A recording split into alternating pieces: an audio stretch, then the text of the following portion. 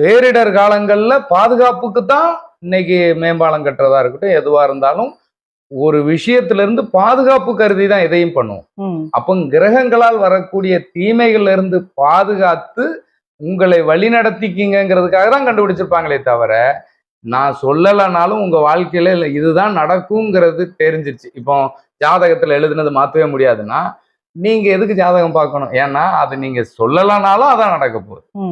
அப்போ உங்களுக்கு அதை மாற்றம் ஒன்றே மாறாது. அப்போ நம்ம தலை விதியை மாற்ற முடியும் அப்படிங்கிறதுக்கு தான் கண்டுபிடிச்சிருப்பாங்க. சித்தர்கள்லாம் பல காலம் வாழ்ந்திருக்காங்கன்னா, உடல் வளர்த்தேன் உயிர் வளர்த்தேன்னா, நம்ம உடம்புல இருக்கிற அணுக்கள் கட உள் அப்படின்னா இந்த அணுக்களை இயக்கக்கூடியது கிரகங்கள். இப்போ ரத்தம்னா செவ்வாய், நரம்புனா புதன், எலும்புனா சனி. அப்போ நம்ம உடம்புல இருக்கிற ஒவ்வொரு பகுதிக்கும் உங்களுக்கு கிரகங்களை மையப்படுத்தி உங்களுக்கு சாட்டு போட்டு கொடுக்குறாங்க.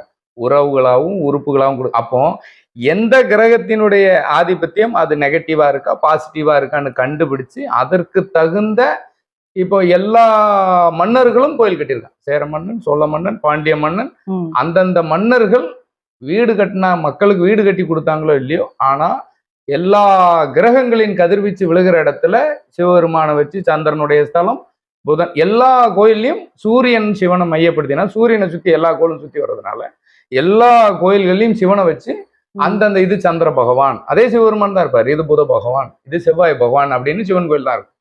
அப்ப எல்லா கதிர்வீச்சும் விழுகிற இடத்துல எந்தெந்த கதிர்வீச்சு விழுகுதோ அந்தந்த கதிர்வீச்சின் இயக்கம் இருக்கிற இடத்துல கோயிலை கட்டியிருக்காங்க. பேரிடர் காலங்கள்ல மக்கள் வந்து தங்குற இடம் ஆலயம் அப்படின்னா யாரு எந்த இடத்துல தங்குறாங்கன்னா அந்தந்த ஆதிபத்தியம் இருக்கிறவன் அந்தந்த இடத்துலதான் வாழ்ந்துகிட்டு இருக்கும். இப்போ கெட்டவனோட கெட்டது சேர்ற மாதிரி இந்த கிரகத்தின் ஆதிபத்தியம் இருக்கிறவன் அந்த கிரகத்தின் ஆதிபத்தியம் இருக்கிறவங்களோட தான் கூட்டணி சேரும். அப்ப அதுக்கு தகுந்தவங்க தான் அந்த ஏரியாவில் இருப்பாங்கன்ற மாதிரி அவங்க அன்னைக்கே காலத்தை கணிச்சு சூரியனை பார்த்து மணி சொன்னவங்க. அந்த மாதிரி இந்த நேரத்துல இந்த பிரச்சனை வருங்கிறதுக்காக அந்தந்த இடத்துல கோயிலை கட்டி வச்சிருக்காங்கன்னா உங்களுக்கு சனி தசை நடக்குன்னா சந்திரனுடைய கதிர்வீச்சு விழுகிற கோயிலுக்கு நீ போகலாம். நவகிரக கோவில்கள்லாம் அந்த கோவில் பிரகாரத்தை சுற்றினால் நல்லது நடக்கும். கோவில் எந்த கிராமத்து கோவிலையாவது நீங்க பரிகாரம் பண்ணி பார்க்கவே முடியாது. கோவில் பிரகாரத்தை சுற்றினால் நல்லது நடக்கும். கோவிலில் பரிகாரம் செய்தால் நல்லது இல்லை. பிரகாரம் வேற பரிகாரம் வேற. அந்த காலத்துல பரிகாரத்துக்கு வெறும் வேட்டி துண்டு வாங்கினாங்க. இன்னைக்கு எழுதும் போதே நெய் தான் ஃபர்ஸ்ட் லிஸ்ட்.